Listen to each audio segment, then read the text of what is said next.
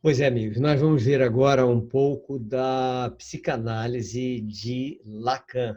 Lacan, um discípulo de Freud, como nós já falamos, e nós vamos começar vendo quem era ele. O psicanalista que segue Jacques Lacan, todo psicanalista que segue a psicanálise de Lacan, se rotula como lacaniano. Agora, o mais interessante é que Lacan, em si, sempre se disse freudiano. Ele nunca se achou lacaniano. Tá? E vamos ver mais ou menos algumas diferenças na psicanálise vista, na freudiana, vista por Lacan. O mundo, segundo Lacan, ele se desenvolve em símbolos e em significantes. E cada um desses símbolos, imagens, objetos, eventos que aconteçam, coisas assim, tem a sua representação. Todos eles têm suas representações. Então, só tem um detalhe: essas representações podem variar e muito, como nós falamos na interpretação dos sonhos, quando nós falamos da interpretação dos sonhos. Cada significante pode ser completamente diferente para cada símbolo. Então, o símbolo A, que pode significar o número 1, por exemplo, de repente ele pode significar o número 2, como o B, que estava significando o número 2, e o C também pode significar o número 2. Ou, de repente, o A pode significar o 2, o B pode o 1, o C o 3.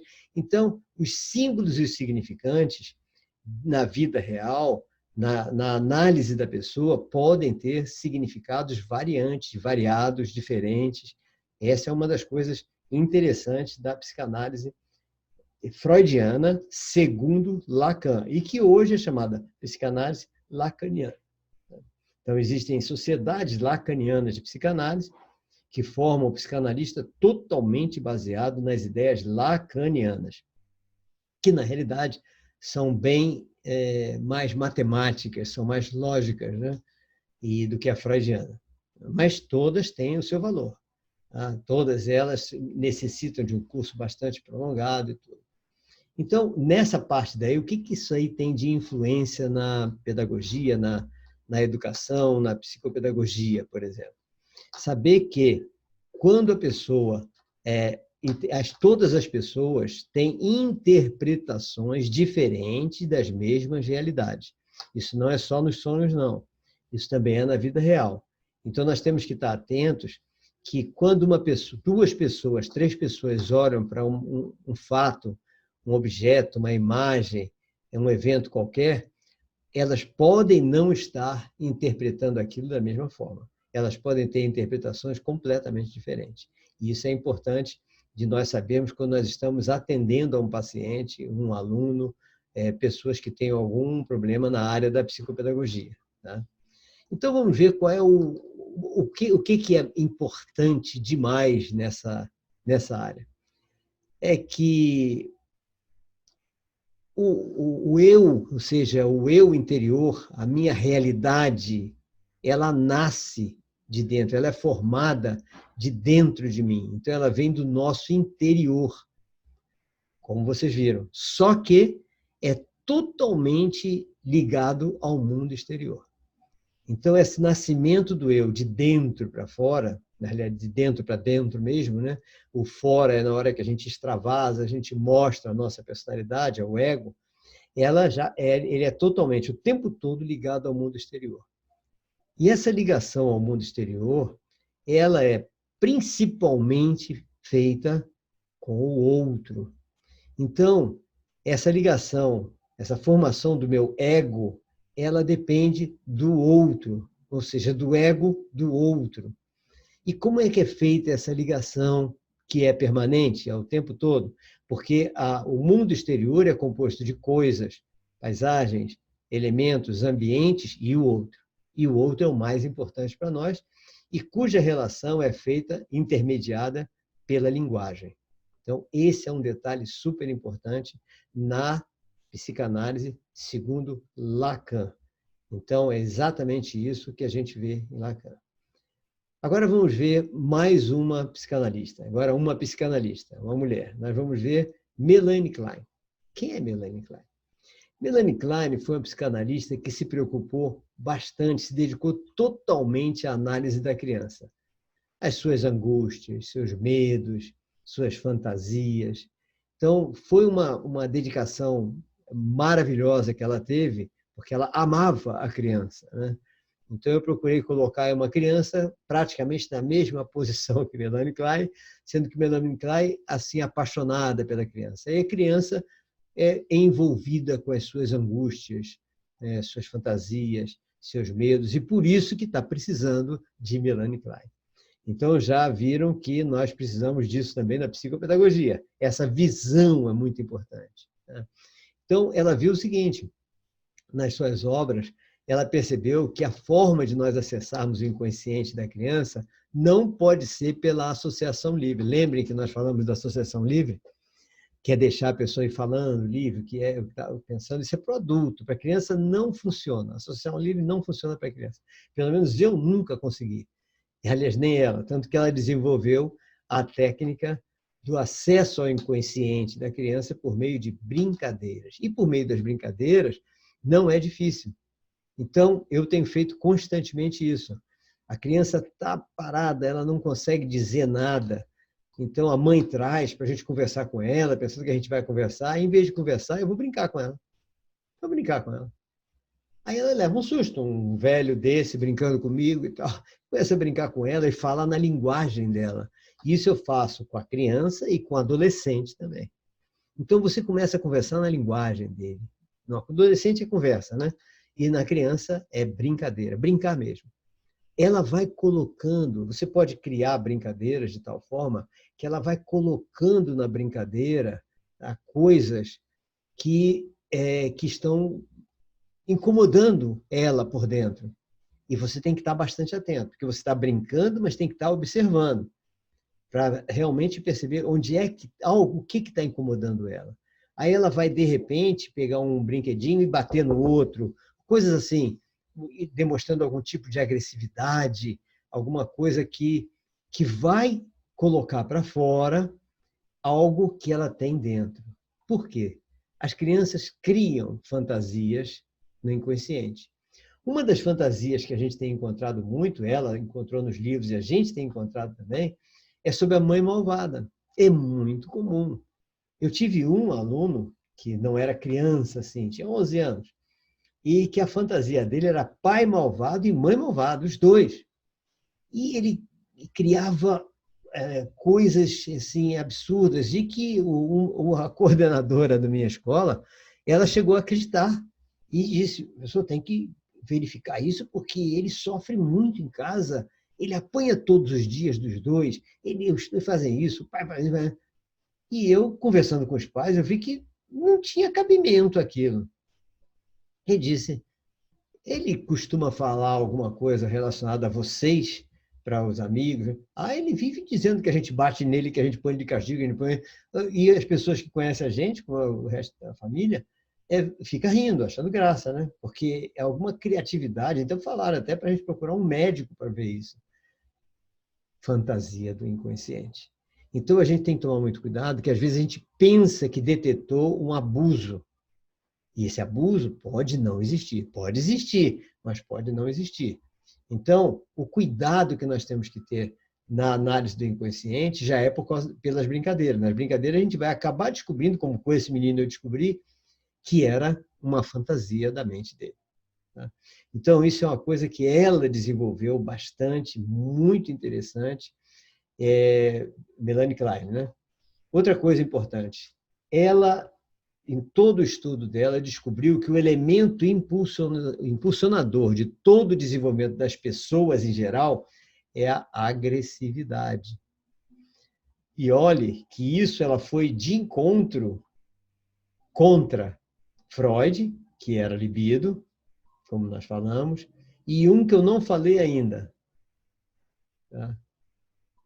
Que é Nietzsche, que considerava o poder. Então, você vê, são 3 maneiras de identificarmos o elemento impulsionador do desenvolvimento da pessoa. Para Melanie Klein, é a agressividade, ela estudando a criança. Para Freud, é a libido, que Freud colocou a sexualidade na criança desde o momento que a criança nasce. Para Nietzsche, é o poder que move a pessoa e que desenvolve a pessoa desde o momento que nasce. Então, o poder, segundo Nietzsche, está até nas células, uma brigando com a outra para ser melhor que a outra. Tá? Então, Melanie Klein nos traz esses conceitos, que são bastante interessantes, e todos eles podem nos ajudar bastante no entendimento da criança na psicopedagogia. Outro psicanalista bastante interessante é Donald Winnicott, ou Winnicott. Então, Donald Winnicott, o foco dele é a relação da criança com a mãe. Donald Winnicott influenciou, então, inclusive aqueles médicos que achavam que o autismo era resultante da mãe geladeira. Lembram disso? Os médicos que diziam isso, e um deles foi médico de Temple Grandin, aquela autista que hoje é uma das maiores cientistas do mundo em ciência animal, professora universitária, que ela tinha autista severo, e os médicos diziam que ela nunca ia sequer falar, nem se mexer braço, nem nada, nem andar direito, não ia conseguir nada, e ela se desenvolveu brilhantemente. Na época, o médico, seguindo essa ideia de Winnicott, disse que esse era um problema, o autismo é um problema da mãe geladeira. Por quê? Porque ele falava o seguinte: todo transtorno ou é fruto de um relacionamento defeituoso com a mãe, ou é fruto de um ambiente desfavorável. Ou seja, qualquer médico que via isso dizia: então essa criança está com transtorno do espectro autista, que na época não era chamado disso, né? Então, com certeza, o relacionamento defeituoso com a mãe. Todo transtorno é isso. Um absurdo, né? Óbvio que é um absurdo uma coisa dessa. E outra coisa era ligado também ao ambiente desfavorável, que pode ser uma educação equivocada, coisas assim. Óbvio que relacionamento defeituoso com a mãe e ambiente desfavorável, lógico que colaboram brilhantemente para transtornos, para aumentar os sintomas dos transtornos. Mas que sejam as origens, isso nós sabemos hoje, pelo menos pelo estudo biológico e estudo médico, que não é.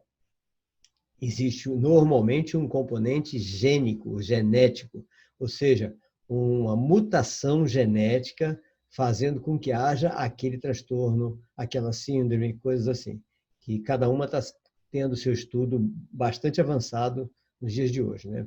Nós estamos muito aquém do que precisamos, mas nós já temos alguns estudos sobre isso. A criança, segundo Winnicott, ela não desenvolve o lado emocional. Se ela não desenvolver, né? Ela vai ter complicações seríssimas na vida adulta. Então, isso nós sabemos que é real, a gente vê isso, e o lado emocional é fundamental. Nos nossos estudos, baseados em Winnicott e em todos esses teóricos, né, nós estamos trazendo essa ideia de Winnicott do lado emocional para a doutrinação.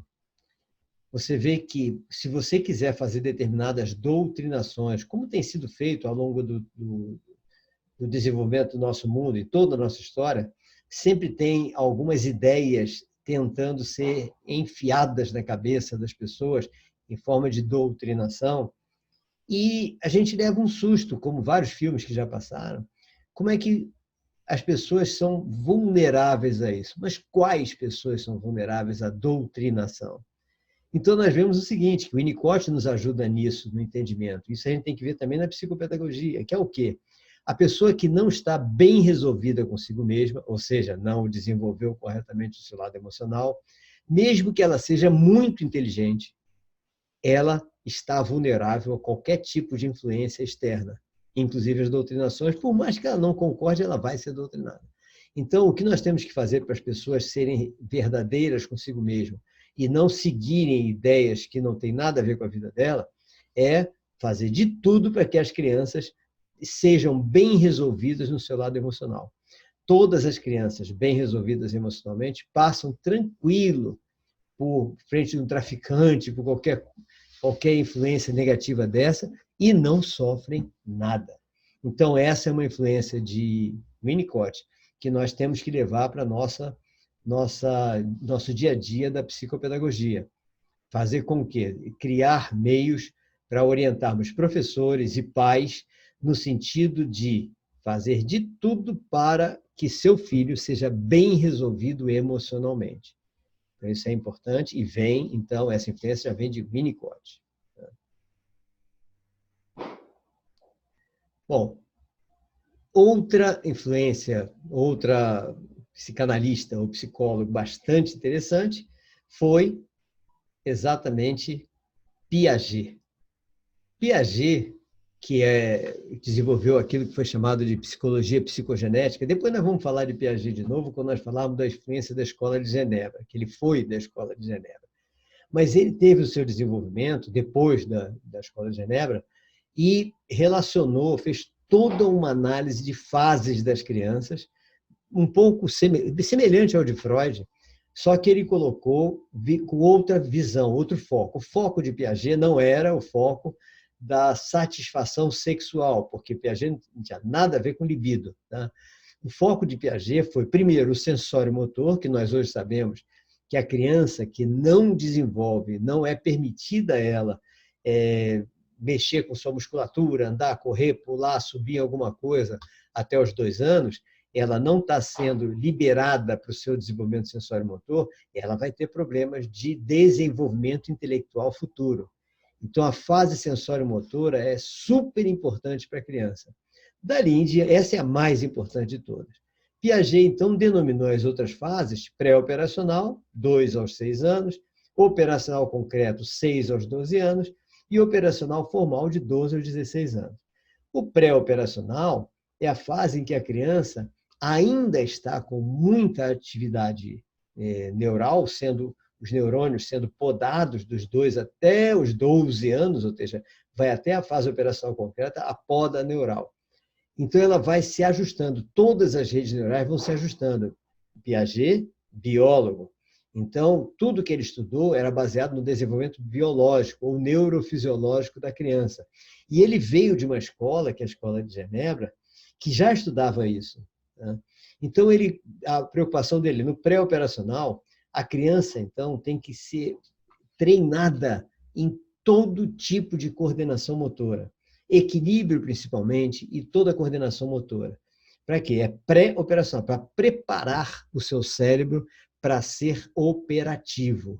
Então, a coordenação motora é a coisa mais importante que tem nessa fase. Nada de letramento, de alfabetização, de nada disso. A fase é pré-operacional, está tudo dizendo. Infelizmente, na pedagogia e na psicopedagogia, nós sabemos que tem muita gente se adiantando aí. E se adiantando significa vai prejudicar a criança, porque ela vai começar a operacionalidade dela na fase que é pré-operacional. Então, isso é uma coisa que nós temos que tomar muito cuidado no processo pedagógico. Pré-operacional é pré. Tá? É para desenvolver as bases, as estruturas de coordenação motora e de equilíbrio, para que o cérebro possa, a partir dos 6 anos, começar a desenvolver a parte do intelecto, a parte do conhecimento. Aí vem o operacional concreto, que é a parte do intelecto, a parte do desenvolvimento do conhecimento. Pronto. Para quem desenvolveu a sensório-motor bem e a pré-operacional bem, o operacional vai ser tranquilo. Aí, nessa fase dos 6 aos 12 anos, a criança vai dar um pulo no seu desenvolvimento intelectual, porque aí ela vai ter facilidade de aprender tudo, se ela estiver bem estruturada. Tá? Então, se não pulou nenhuma fase, ela pode aprender o que quiser nessa fase, que 6 aos 12 anos. A menos que, aí a gente volta para Freud, que também ajuda bastante a gente nisso, que você sexualiza a criança. Se você sexualizar a criança, ela cai o seu rendimento violentamente no momento em que você a sexualizar. E hoje nós temos crianças com 9, 10 anos sendo sexualizadas. Então, o perigo é esse. A partir dos 12 anos aos 16, já é o operacional formal. Daí em diante, já é o operacional mesmo. É o quê? A criança já está desenvolvendo, já está estabilizando no seu desenvolvimento de conhecimento intelectual e já começa a parte do desenvolvimento sexual. Então, é o operacional que vai carregar para a vida toda. Então, essa foi a influência essa é a contribuição de Piaget na psicologia psicogenética para a psicopedagogia. Okay? No próximo ponto, nós vamos então agora falar da Escola de Genebra, a famosa Escola de Genebra. Até lá.